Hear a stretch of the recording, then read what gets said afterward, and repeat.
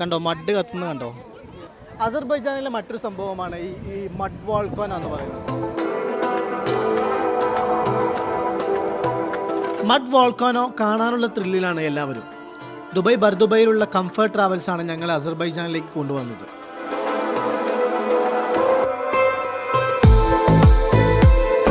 വാഹനങ്ങൾ ഇവിടം വരെ വരുള്ളൂ. പിന്നീട് നടക്കുന്നത് ഇവരെ കൊണ്ടുപോകാനുള്ള, ടൂറിസ്റ്റുകളെ കൊണ്ടുപോകാനുള്ള അങ്ങോട്ടും ഇങ്ങോട്ടും വിളിച്ചുകൊണ്ടിരിക്കുന്നതാണ് കാണുന്നത്.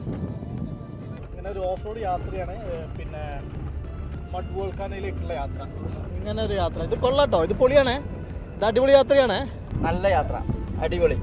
അല്ല പിന്നെ കംഫർട്ടബിൾ ആണോ? ഓ പിന്നെ ഒരു ആദ്യത്തെ എക്സ്പീരിയൻസ് ആണത്.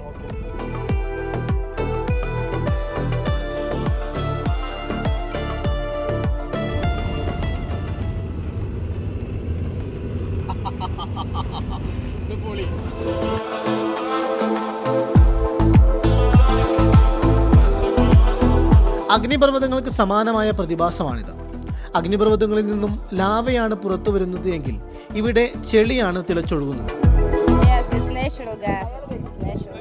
നാച്ചുറൽ ഗ്യാസ് ആണത്, അതുകൊണ്ടാണ് അത് കത്തുന്നത്. 300-ലധികം ചെളി പർവ്വതങ്ങൾ അസർബൈജാനിലുണ്ട്. ചെറിയ മൺകൂനുകളിലെല്ലാം ചെളി തിളച്ചു മറിയുന്നുണ്ട്. അത് ഗ്യാസിന്റെ ശേഖരമാണ്.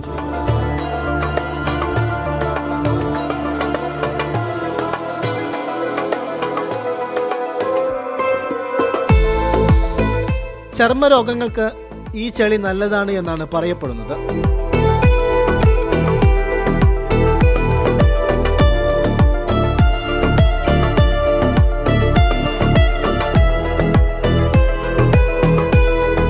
ഗ്യാസ് സ്റ്റവ് തുറന്ന ശബ്ദം പോലെ മണ്ണിൽ നിന്നും ശബ്ദം കേൾക്കാം. ചില സ്ഥലങ്ങളിൽ മുഴുവൻ സമയം ഈ മണ്ണുകൾ കത്താറുണ്ട്.